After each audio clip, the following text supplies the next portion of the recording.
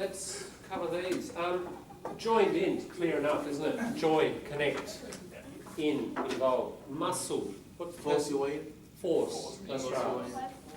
Muscle is strength and power, so someone's pushing their way, forcing their way in. Yeah, you muscle in on the conversation. You're not invited. You fling yourself, I flung myself into the word. Through, it's like you threw, you say exactly that. I threw myself into my work. Say through. Through. To throw. To throw something. Past tense, through. I throw myself. What do you mean you threw myself? Because I flung myself into what? Just what do you mean by this? I just suddenly and totally devoted myself. Immersed, that's right. Into work, they shied away, they avoided commitments. You can't walk away from the relationship, just get up and walk, leave everything there. The British forces pull out, got less involved, isn't it? It's like remove through pulling. So it means Left. Or retreated, yes. Now he bowed out gracefully. Interesting word. Bow, say goodbye. Yes. Leaving. Yes. And it's when that person doesn't want to go on with a process or a project, and you bow out. It means you say, "Okay, guys, that's it. I've had enough. I'm going." So you kind of announce it. So you bow. It's just like you announce the finish of something publicly by bowing. Yeah. Don't have to. Well, so he didn't just disappear. He announced, "I don't want to do this anymore," and he did it gracefully, as it says there. So it's not like when you resign from a project or a process, Or from a dinner, a lunch. No, you wouldn't say that for this. It's something that a group has committed themselves to, and then somebody says, "No, look, I just don't want any more involvement in this for whatever reason," and they leave. Yeah, so it's a commitment of some sort. All right, are they all okay in terms of in and out? I think that's pretty clear, isn't it? Out makes absolute logical sense. Uninvolvement, disengagement. Problems, there's some interesting ones in here. Around, aside, off, over, and around. There are quite a few different ones here. All right, here, P for problem. Let's see what it says.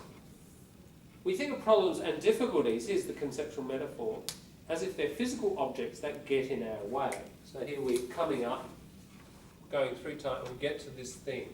Here's a problem.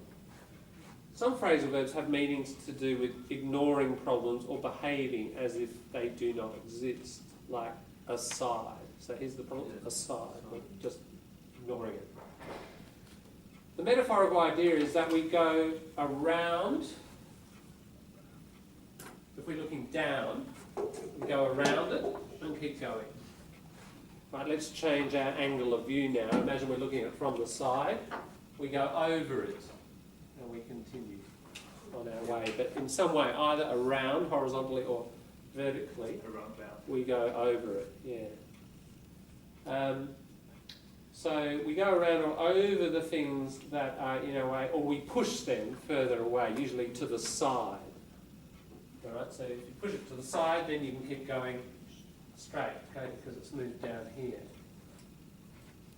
All right. So that's often where the aside one comes in. So with that sort of model in our mind, let's have a look at the verbs. They skirted around the issue. Now, it's a tricky one. You know a skirt. It's round. Right, yeah, exactly.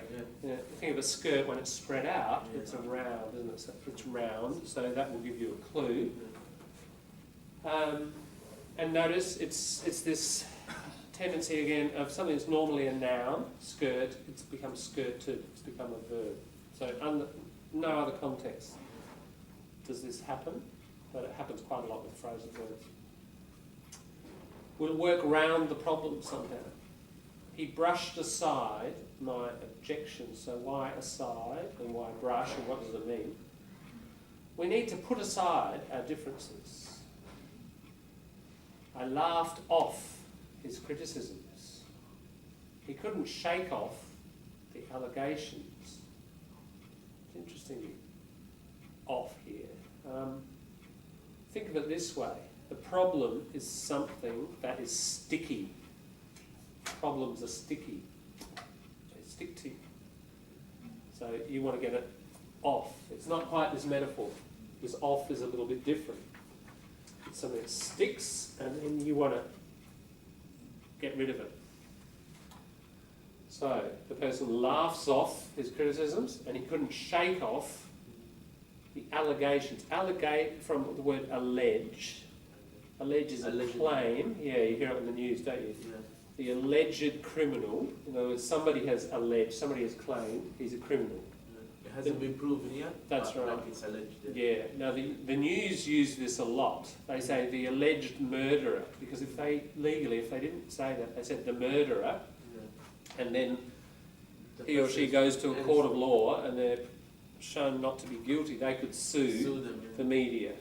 But if they say, well, it was only, we're just reporting that you were alleged to be the murderer, then they've got an escape route.